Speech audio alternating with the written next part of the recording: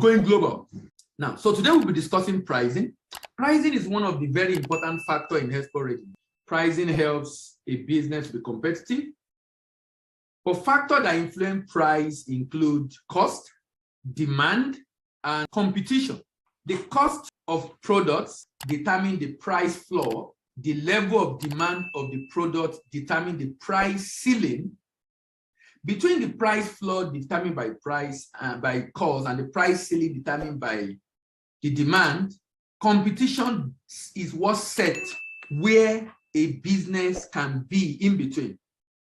In a typical export transaction, you will have the product cost, transport to warehouse, warehousing, transport to port, freight forwarder fee, shipping line local charges, freight charge, NXP processing fee, NES fee, logistic fee, terminal handling charges, inspection fee, NAFDAC fee, marine and good in transit insurance fee, certificate of origin fee, fumigation fee, phytosanitary certificate fee, and interest rate. Let's take them one by one. Product fee, that is the cost of the goods, cost of production and packaging of the goods for shipment. Then transport to the warehouse. For many products, particularly commodity, warehousing might be important because that is where inspection will take place. However, if the exporter already have a warehouse, that's good. The inspection can be done in his warehouse. The container can be brought to his warehouse, inspection done right there in the warehouse, and the goods are then moved to the terminal. So that means if I have a warehouse and I get inspection done in my warehouse, I might avoid warehousing for another inspection, for the inspection to be done afterwards. So those that are doing commodities, for example, if they don't have a warehouse, they are bringing it from up country, maybe from Kwara to Lagos. They might need to get to a warehouse in Lagos for the inspection to be done before the goods are moved to the port. If I'm moving goods from the north, now a number of northern states like Kaduna, like Kano, have inland container terminal that also could have a warehouse where some of this inspection could be done, so that when the goods arrive in Lagos or in Port Harcourt, if you are going by sea, the need for another inspection, another warehouse will not be necessary. As a matter of fact, if the goods are already inspected in Kano, it can be put in the container, shipped to Lagos, and when it gets to Lagos, it goes straight on the ship or to the port waiting for the ship, and then shipment. However, if I'm doing an inspection in Lagos, I will need a warehouse. That means I will incur an additional cost of transporting the goods from the warehouse in Lagos to the port. For me to be able to export, I cannot clear my good for export. I need a custom license agent, otherwise called clearing and forwarding agent. And the freight forwarder fee cover the cost of export clearance through custom and other government agency at the port. Then shipping line local charges.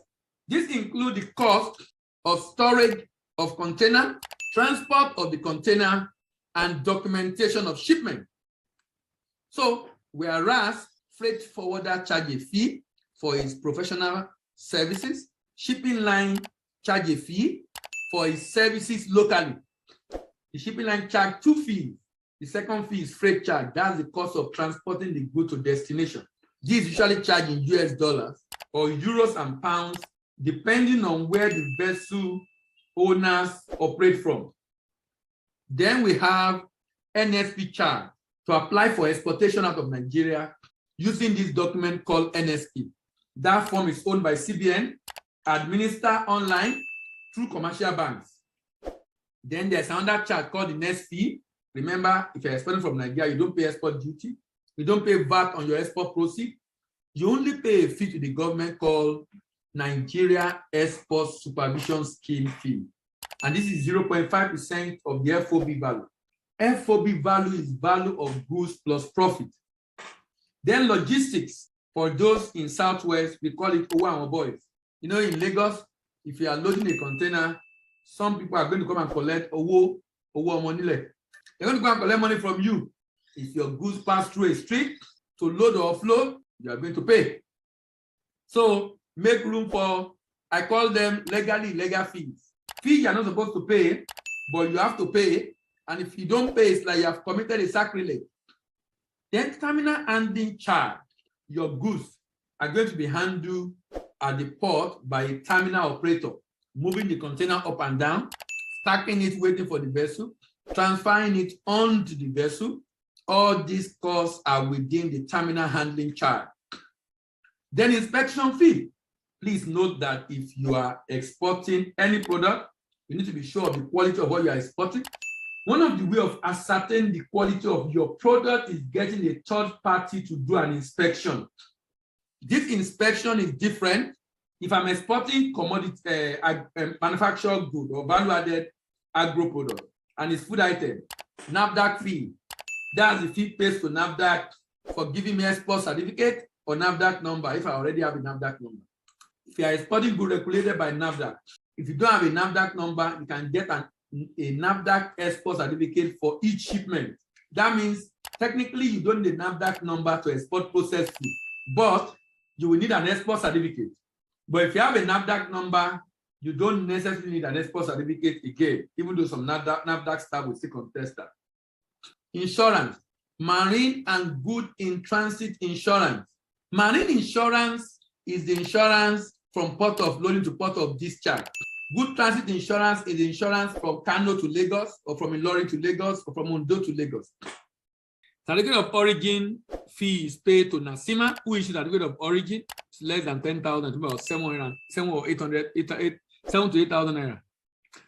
Fumigation certificate, if I'm exporting commodity, I will need fumigation certificate from Federal Produce Inspection Service, and I will need phytosanitary certificate from Nigerian Agricultural Quarantine Service. Interest rate.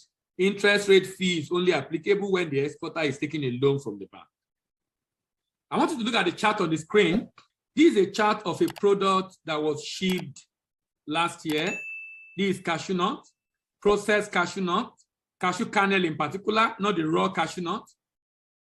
You can see 20 here represent the quantity in a container. 9,000 is the unit cost. Exchange rate 410, total 73.8 million. Product cost is 20 tons times 2,825 per ton, and the total is 56. Transport to the port is 1.2. It's actually from outside Lagos, and it's on 2 trucks. Inspection, 100, 50 per container. So you can see that those fees I mentioned, they're not so expensive. You can see warehousing, 44,000. Freight forwarding, 100,000. Local charges, 30,000. NSP, 8,000. Next fee, 369,000. That is 0.5% of the 73.8 million. Port logistics, 60,000. Phytosanitary fumigation, certificate of origin, 20,000. 20,000 because it's more than 50,000. Usually it's less than 10,000, but it's almost 20,000 because it's the quantity of the item is small. Terminal handling charge, 70,000. Total, 58 million. If you remove the export proceed minus cost, you get 15. This project was being facilitated by an agent in the US, and he has a commission 3.6. Transaction profit 11, 19%. 19% at 410 exchange rate. I do PAP export by air. You can see the product cost and then documentation. See the freight charge. Freight charge is almost 60% of the product cost. Then logistics. The total at the exchange rate of 450 and the profit 12. The beauty of air shipment is that you can round off in a week. That means I can do 4 of this in a month. If you are exporting products that this kind of model for calculating pricing is used when you have. So if you look at this chart, this was a request of one of my clients in 2014 or 15. She was to export product abroad, and the husband is in the UK, and the husband wants to be representing her to sell her product abroad. And the husband now asks for several products together in a shipment. You cannot, it's difficult to price it singly because buyers, more often than not, we also want to pay a ballpark figure for the number of cartons or kg that was sent. So what we did was to look for a factor to multiply the product cost with, for which if we deduct the freight charge and documentation by air, and the product cost is still going to be profitable. And the factor of 3 worked perfectly well. So 3 times product cost to get the selling cost in Naira. That selling cost in Naira, you can then divide by the exchange rate to arrive at the pounds. It was going to the UK, the pounds value to be quoted.